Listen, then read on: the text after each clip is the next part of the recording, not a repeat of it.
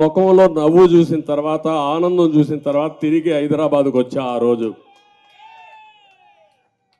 ఈరోజు నేను అడుగుతున్నా, ఈ ప్రభుత్వం ఉంది, కాలువల తొవల, మురికి కాలువలో మట్టి తీల, నీళ్ళు వచ్చాయి, కాలువలు పొలాలన్నీ కలిసిపోయి 4 రోజులుంటే చేతికొచ్చే పంట మొత్తం నీటి పాలైపోయే పరిస్థితి వచ్చింది. అవునా కాదా అని మిమ్మల్ని అడుగుతున్నా. ఇది ప్రభుత్వ వైఫల్యం అవునా కాదా అని మిమ్మల్ని అడుగుతున్నా. ముఖ్యమంత్రి వస్తాడు, హెలికాప్టర్లు తిరుగుతాడు. హెలికాప్టర్లో తిరిగితే కనపడుతుంది తమ్ముళ్ళు. నేను 2 రోజులు ఊరూరికి తిరిగాను, మీ బాధను అర్థం చేసుకున్నాను. కానీ ఓసారి బాధ, నిస్సహాయ స్థితి, ఏమీ చేయలేకపోయానని బాధపడ్డాను తప్ప, అదే తెలుగుదేశం పార్టీ అధికారంలో ఉంటే మీ ముఖంలో ఆనందం చూసే వరకు మీ దగ్గర నేను ఉండేవాడిని, చేసేవాడిని. ఇలాంటి ఒక వ్యవస్థ కాదు. ప్రతి సంవత్సరం జాబ్ క్యాలెండర్ అన్నాడు, ఇచ్చాడా? ఒక్కడికి ఉద్యోగం వచ్చిందా ఈ రాష్ట్రంలో? మొత్తం ఇండస్ట్రీస్ అన్ని పారిపోయినాయా లేదా? పారగొట్టాడా లేదా? వాళ్ళు పోకపోయినా తరివేశాడు. అంటే వాటాల కోసం కక్కుర్తిపడి అందరినీ తరివేశాడు. ఈరోజు నేను ఒక న్యూస్ చూశాను, విశాఖపట్నంలో గాదిరాజు ప్యాలెస్, ఒక అతను ముచ్చటపడి మంచి ఇల్లు కట్టుకున్నాడు. మనం కూడా కట్టుకుంటామా లేదా? కష్టపడినాక డబ్బులుంటే ఇల్లు కట్టుకుంటాం, ఇంకా ఎక్కువ డబ్బులు వస్తే ఇంకా దాన్ని కొట్టేసి మంచి ఇల్లు కట్టుకుంటాం.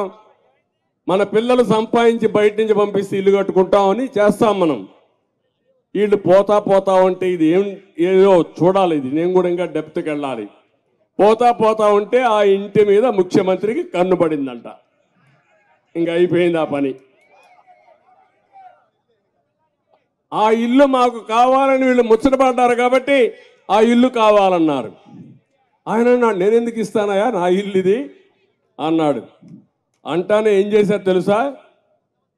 ఎప్పుడో ఇది ఉందని 22A కింద పెట్టేశారు. ఇప్పుడు రికార్డులు చాలా స్పష్టం తమ్ముళ్ళు. మీ భూమి మీద అవునా కాదా దినాము చెక్ చేసుకోవాలా మీరు ఇంక రాబోయే రోజుల్లో. ఎందుకంటే ఈ కాంగ్రెస్ దొంగలు ఆ రికార్డులో ఏమక్కర్లా, ఈ భూమి 22Aలో ఉంది అంటే ఏంటి? ఇది ప్రభుత్వ భూమి. మీ తాత ఇవ్వచ్చు, మీ ముత్తాత ఇవ్వచ్చు మీకు.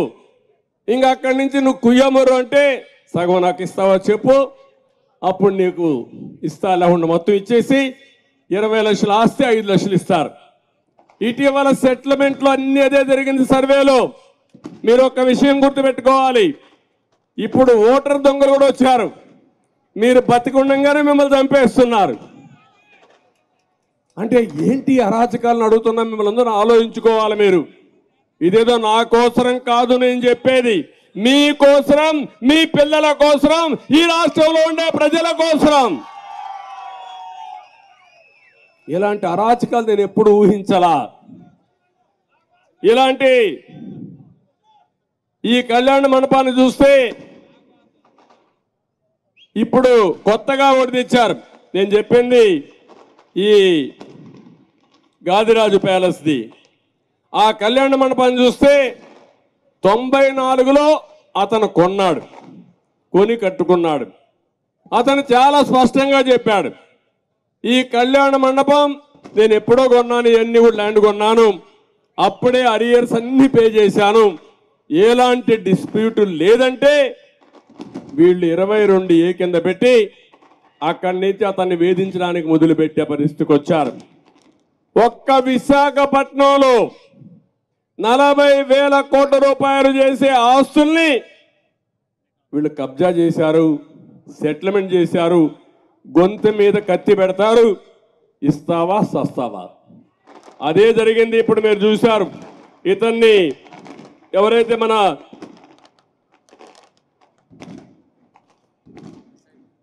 ఇప్పుడే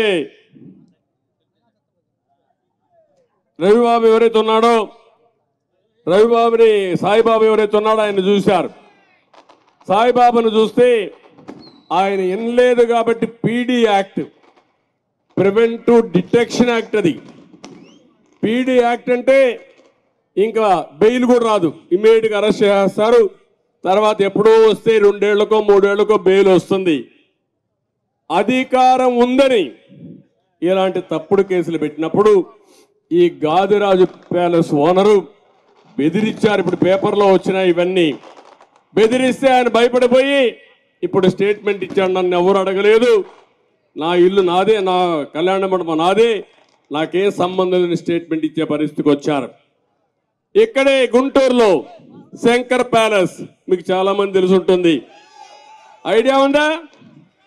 శంకర్ ప్యాలెస్, శంకర్ విలాస్, మా చెల్లెమ్మంటుంది శంకర్ విలాస్.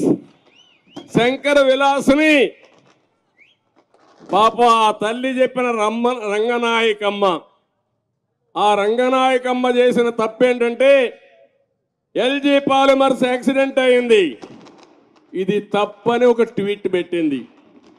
అదే ఆ మహాతల్లికి శాపంగా మారింది. నెక్స్ట్ డే ఆవిడని అరెస్ట్ చేశారు. అరెస్ట్ చేసినారుగా కోర్టు తీసుకుపోతే 41A నోటీస్ ఇమ్మని చెప్పారు. ఆ రోజు మేము కూడా సహకరించాం. అక్కడి నుంచి ఆవిడ మీద పడ్డారు. ఆవిడ మీద పడి ఆ శంకర్ విలాస్